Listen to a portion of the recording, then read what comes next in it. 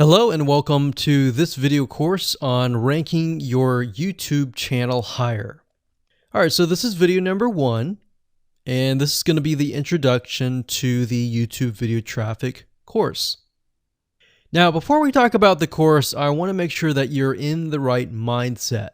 So I want to say that the goal here is to focus on building a brand. If you can start thinking that way, you're going to have a long-term strategy which will actually help you not only in the YouTube traffic and getting ranked on YouTube and getting natural organic traffic and all of that, but it'll also help you in many other ways as well. Now, while that may not make a lot of sense right now, it will in just a second. Now, this is not about throwing hundreds or even thousands of backlinks at your YouTube channel properties or videos. What you really want to do here is to focus on quality and not quantity here. And by doing that, it will actually help you in the long run, as you'll just see in just a minute. So before we get started and talk about the course, what I want to do now is give you a quick overview of what's inside this video course.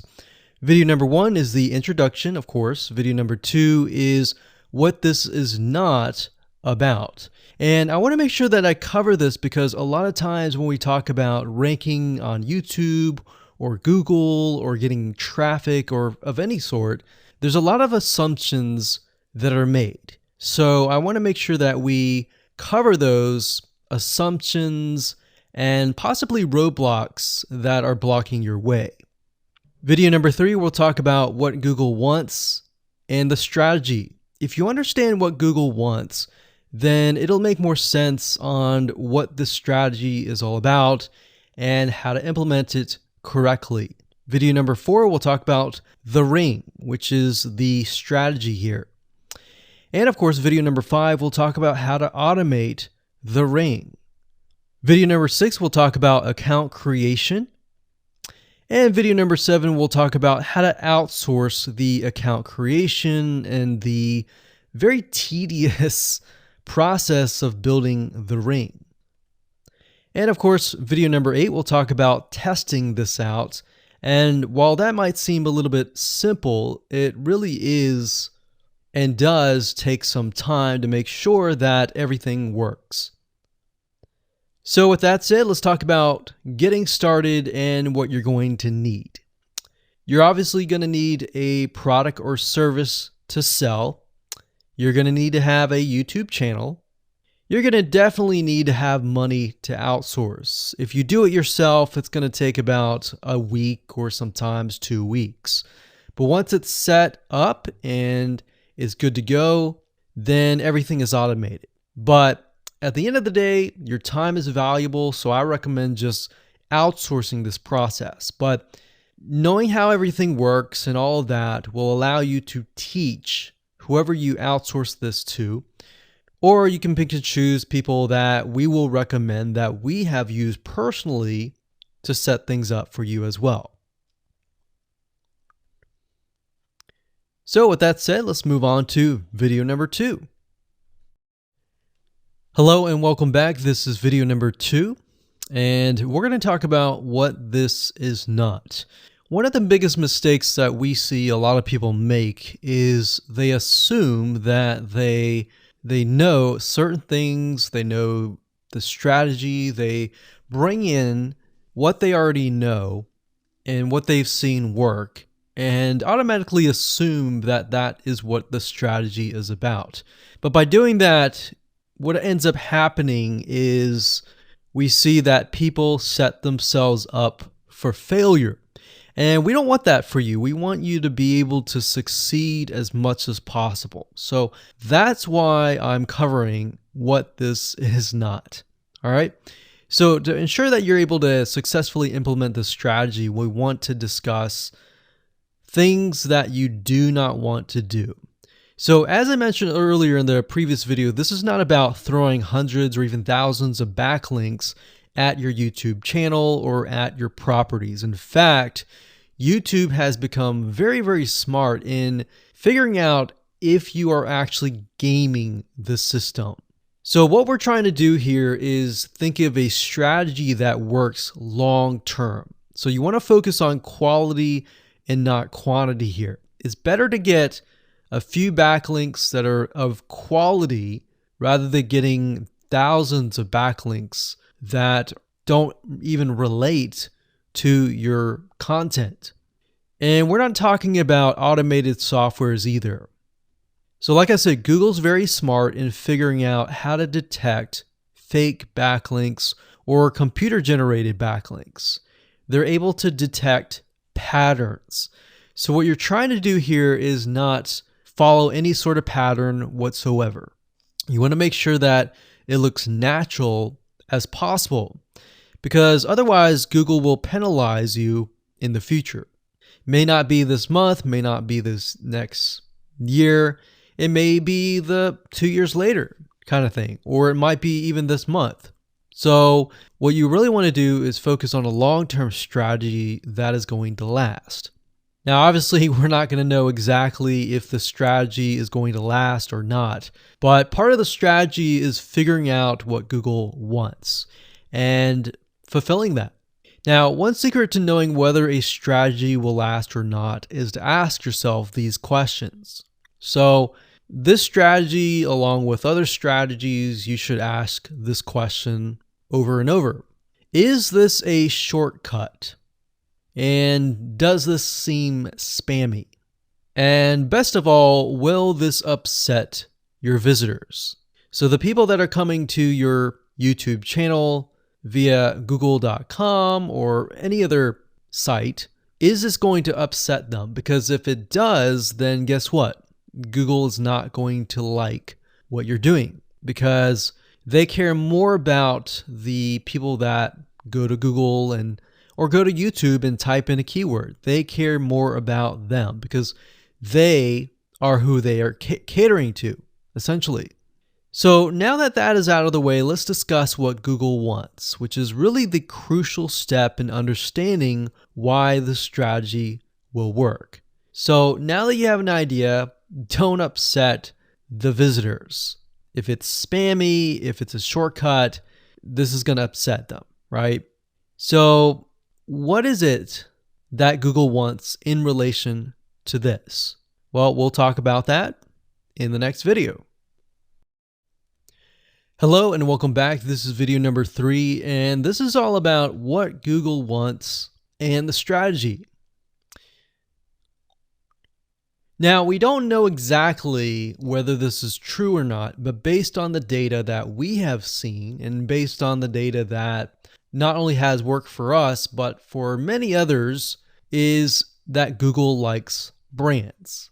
Now, it's not necessarily that they are particularly liking brands because brands make a lot of money or anything like that, but what we've realized are certain variables that make a brand stand out. So they don't exactly go out and tell people that they like brands, but based on the data that we've seen, we have seen brands rank better. So why is that? Why is it that Google seems to rank brands better? It's because brands last long term and they oftentimes provide value. Remember, going back to what makes the visitors happy, it's the value that they are offering, right? At least the majority. So you'll notice that brands tend to have a really good following of fans that love their content. So why is that important? Well, their concern isn't really necessarily the brand, but giving people that are searching certain keywords on Google or YouTube, giving them what they want. Now, you'll notice that brands attract a consistent following as well. So Google likes it when they find that there's not only a good following, but a good engaging and good interaction. So their fans click and engage with their content more. And YouTube likes that. They love engagement. If you take a look at videos that rank really well, you'll notice commonality. And you'll notice that they have a lot of likes, they have a lot of comments. Essentially, they have engagement. And engagement is essentially the currency of YouTube. So whether somebody gets a bad comment or a good comment, a comment is a comment. A comment essentially, if you think about it, is worth about $1. Now, we're just saying that because it's like currency, engagement. Now, this means there is a higher CTR, or in other words, click-through rate. So if you have fans that really love a specific brand, they're most likely going to come back over and over again, right? So higher engagement is what Google likes to see. Higher engagement means that the fans really like the content. So this is based on the data that we have received and based on the data that we have observed. So the strategy here is to make sure that you look like a brand and you do backlinking like a brand. Make sense? So what does backlinking like a brand look like? Well, if you think about the visitors that are coming to that brand, they are looking at it, they're engaging with it, they're sharing it with their friends. Now, like I said earlier, there's no exact this is the way it is, but based on the data that we have gathered over the years and what we see, what works and what hasn't, we can safely say that looking like a brand will be better for your YouTube channel. And of course, gathering a fan base and a good following that is interacting with your content is also key. Now, if you look at brands, they have many social properties besides YouTube channels. They've got Facebook.com, they have Twitter, they have Snapchat, and more. So it only makes sense for your brand to have the same properties in your brand name and interlinking to each other, right? So let's say, for example, that you upload a video to YouTube. Then it's going to make sense for you to post that same YouTube video or share it via Facebook, Twitter, Snapchat, and more. So essentially, we're interlinking them together. And that kind of brings us to this strategy, which is the ring. You're basically interlinking everything together. So like I said, for example, you post a video on YouTube, it needs to be pushed to Twitter, your Facebook fan page, and other social properties. And fortunately, because everything is going to be automated, once you do that, it will trigger and it will automate the whole process. So it makes sense because your fans will be located at these different social properties. So some people will be at Facebook, some people will prefer Twitter, and some people will prefer maybe Snapchat or Instagram and other social properties. But if you think about it, it sounds very time consuming and tedious, right?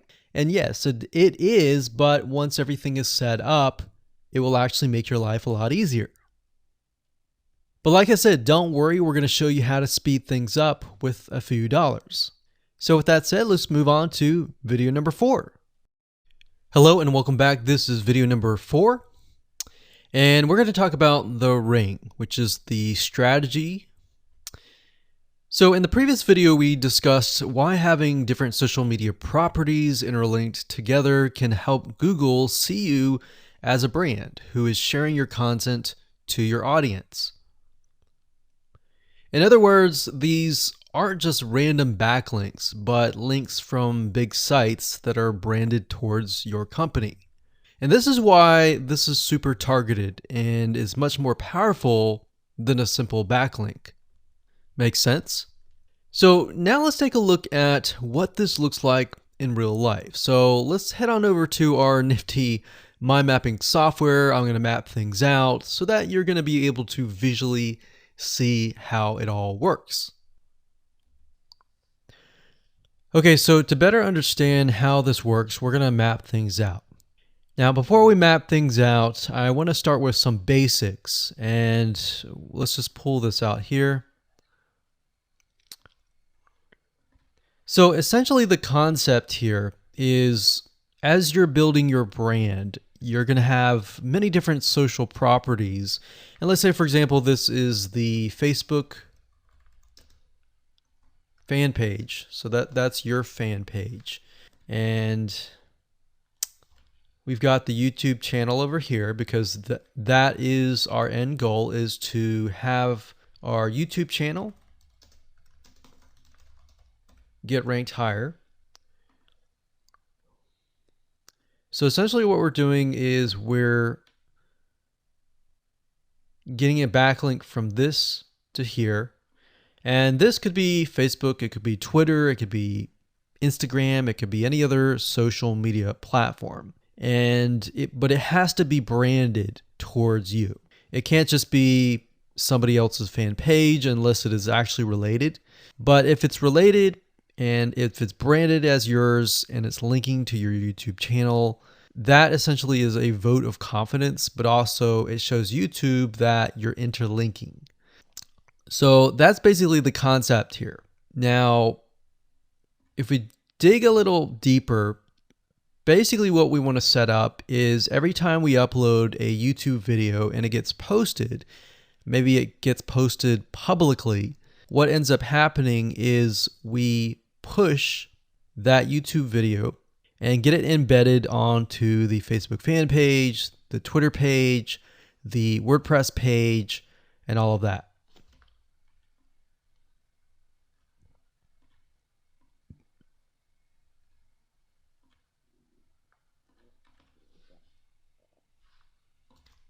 So we'll put Twitter.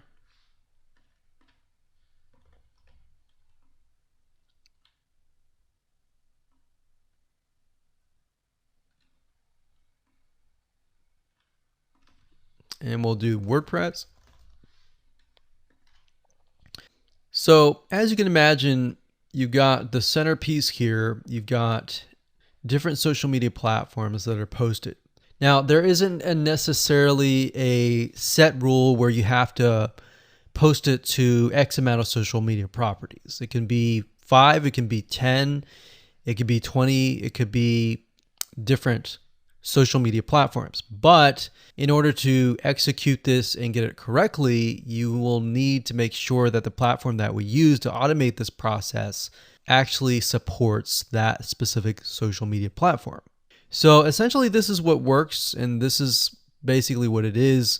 So obviously in order to get this to work, you'll need to have a YouTube channel, you'll need to have the Facebook fan page, you'll need to have all these items in hand. So you'll need to have the username and password and all that. And we'll talk more about account creation later, but I just wanted to give you kind of a gist of what everything looks like and the visual map of it all. Hello and welcome back. This is video number 5. We're going to talk about how to automate the ring. Now that you understand how everything is interlinked, how everything is connected, and how you can kind of be creative and make your own ring. So after viewing the previous video, you can imagine how tedious and overwhelming it is to have to maintain the ring, much less get it set up yourself. But lucky for you, there is a way to automate it once you have set things up. It's getting things set up is the tedious process. Now, there's a software platform called IFTTT, and there's another one called Zapier.com that allows you to automate the process of moving content all around your social properties. So you could take a YouTube video and have it pushed to your WordPress site.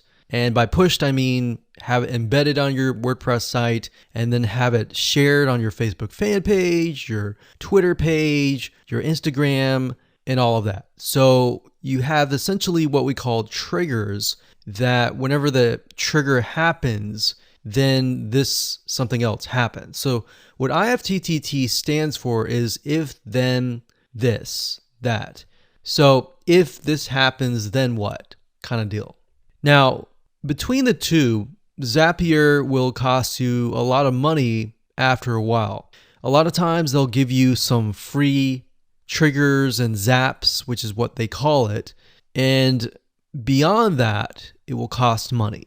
Whereas with IFTTT, it's just as good, but it's free. So let's hop on over and show you how IFTTT works.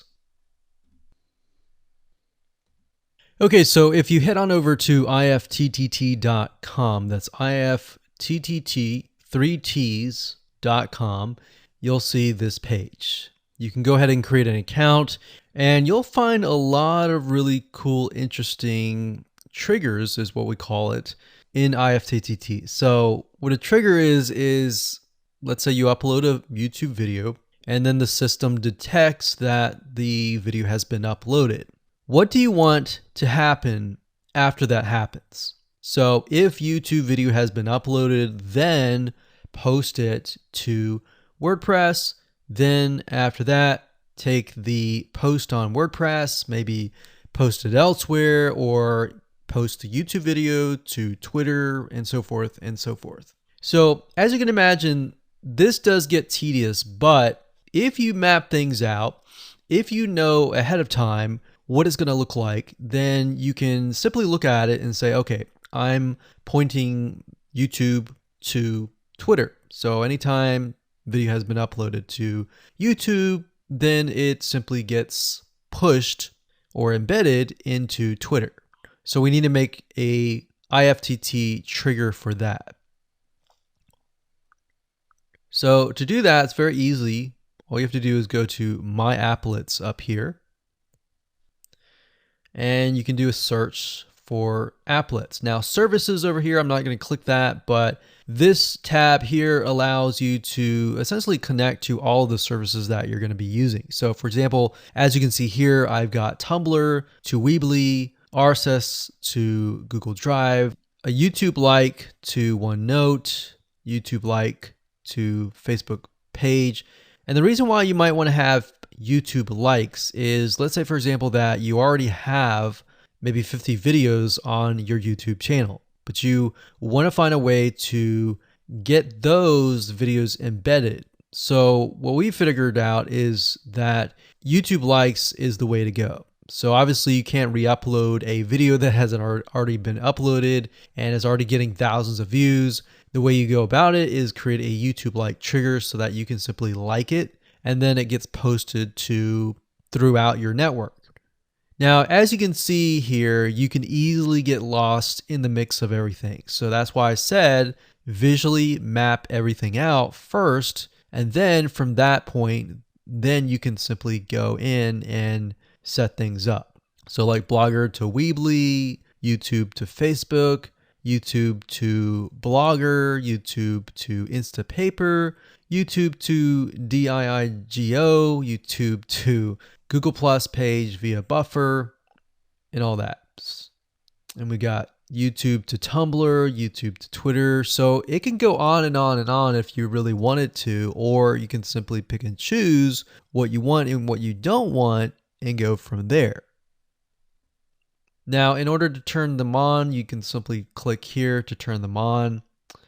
But for the sake of just showing you, this is what it looks like. So as you can see, the Tumblr to Weebly is activated. So when it is activated, it'll have the on button and the green light. Hello and welcome to video number 6, and we're going to talk about account creation. Okay, so obviously in order to set up the IFTTT ring, you need to have accounts for all of your branded social properties. So in other words, you need to have the username and password for Facebook, for Twitter, for all the other social media properties. Now, obviously, if you already have some, then great. You don't have to create those. But for the ones that you do not have, you want to be able to create those. Now, while that does sound very simple, there's a few things that you really need to focus on. So to make sure that you're successfully able to do this without risking your accounts being closed, and that does happen, we're going to cover a few things that you must do with all of your accounts. In fact, some of our accounts have been banned or closed by mistake because it has to be done a certain way. So you need to make sure that you have everything correct. Now, first, you need to have an email address, preferably a Gmail account or an email account that is reliable. And you need to have one email address for that. Typically, you want to have something that is branded as well, because you never know with these social media platforms if they're analyzing every step of the process. Now, most social media accounts we have found require you to have a unique telephone number. So you will need to use either yours or you'll need to get one. If you don't have one and you don't want to use your personal telephone, there are several places to get unique telephone numbers that can be used for both voice and SMS. And the reason why you want to have it for SMS as well is because some of these social media platforms will send you a text message. Now, one in particular that we use is called line2.com. That's line2.com. And of course, there are many out there, but this is just one that we have tested and it works really well. So a lot of times when you create a brand new social media property, an account, you need to have a unique telephone number.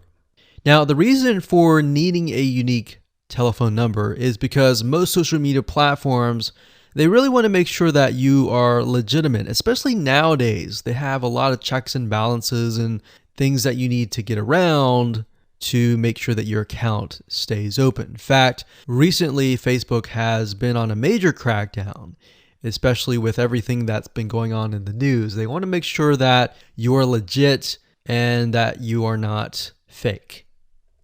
Another thing is you'll also need to have a short bio, a description about your business, your website URL, a picture that is yours, and a professional, or if you don't have your picture, you can use a professionally royalty-free stock photo.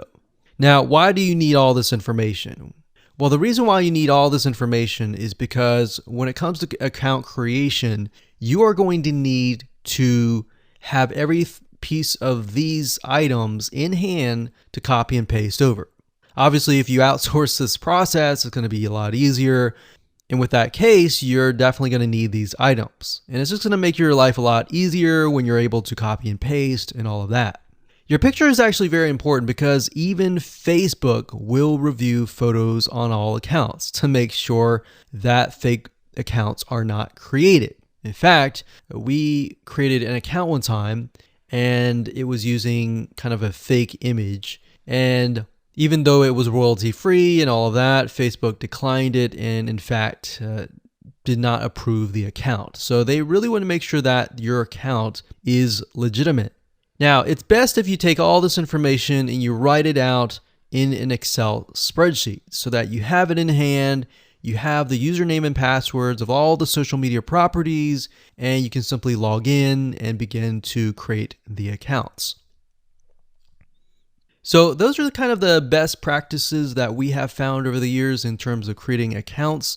And while some of those seem very basic, the one that really stood out that was really important was making sure that you had that unique telephone number. Okay, so hello and welcome to video number 7. We're going to talk about outsourcing. So as you can imagine, creating a ring is very time consuming, especially depending on how big the ring is and how many rings there are and all of that. So it can go anywhere from a few hours to a few days to even a few weeks. And that's the reality of it, is it takes hard work. But once it is set up and running, then you will begin to get better search engine ranking and you'll be able to get more exposure. So like I said, it can take a week or two for someone who's never done this before. In fact, if you outsource it, it's most likely going to take about a week for somebody who knows how to get things done, because account creation takes a lot of time. And then connecting everything from the triggers to the if-else statements and all of that. So what we found over the years is outsourcing is worth it. It's only about $50 to $100 if your 2 weeks are worth more. Obviously, if you're struggling with money and time is of essence and you have a lot of time, then you can set these up yourself. But for the most part, we found that you really need to focus on your business and on whatever you're promoting. So go ahead and outsource this and it'll be worth your while. So let's discuss where you should go to find someone, and lucky for you, we've actually used several of these places. So we will show you particular vendors and freelancers that we have used so that you can simply just copy and paste. So what you want to do is you want to go to a specific website called legit.com with 2 I's. So LEGIIT.com. And when you get to this page, you want to type in IFTTT up at the top in the search bar, click enter, and then you're going to see a bunch of freelancers that can provide this service. So as you can see here, it says I will create an IFTT network, and as you can see, there are like 4 different rings. So typically one ring will cost you about $50. So this guy here, his name is Gemini Guy. We've actually used him before and gotten fairly good results. And what he'll do is all you have to do is give him the information for, like I said, the accounts, and have the username and password. And what we usually do is we create a brand new email account. So it's nothing related to the old business accounts or anything like that. So it's a new email account, all the information on a spreadsheet, and then we send it over to him. He creates the accounts, and then he logs into your IFTTT account, which you'll need an account for that as well, and then he'll set everything up. There's a lot of people that are doing this type of stuff. Some are doing like video embeds, and that's another thing with YouTube. One ranking factor is the more embeds, the better. But the more embeds that are done on a branded social property or a property that is actually related to your theme, that is actually better. The reason why is an embed is kind of considered a backlink to YouTube. So if we were to create a IFTT network that is specifically creating as many embeds in different social media properties, that can help as well. So we can have a ring or several rings, and on top of that, we can have video embeds. Now, the nice thing about legit.com is it's really focused on a lot of online marketing, SEO, and other different services like backlinks, PBN links, and all of that. But what we found is you don't want to get too fancy. You want to start out slow and work your way up. Because if you start just throwing a bunch of backlinks or even video embeds right away, it doesn't look natural, right? If you release a piece of content, sometimes it can take a week or weeks until you start getting hundreds or even thousands of likes or engagement. So you don't want to throw thousands or even hundreds of thousands of backlinks right away, right? So that's not going to look natural. And going back to what we talked about earlier in the previous videos, does it look natural? If it doesn't look natural or doesn't seem natural, then that can be a problem. So legit.com is an awesome site to go to. And this guy right here, Gemini Guy, like I said, is someone that we've used. Now, obviously you can go to these other people and look at the reviews and see if they have good reviews and see what other people are saying.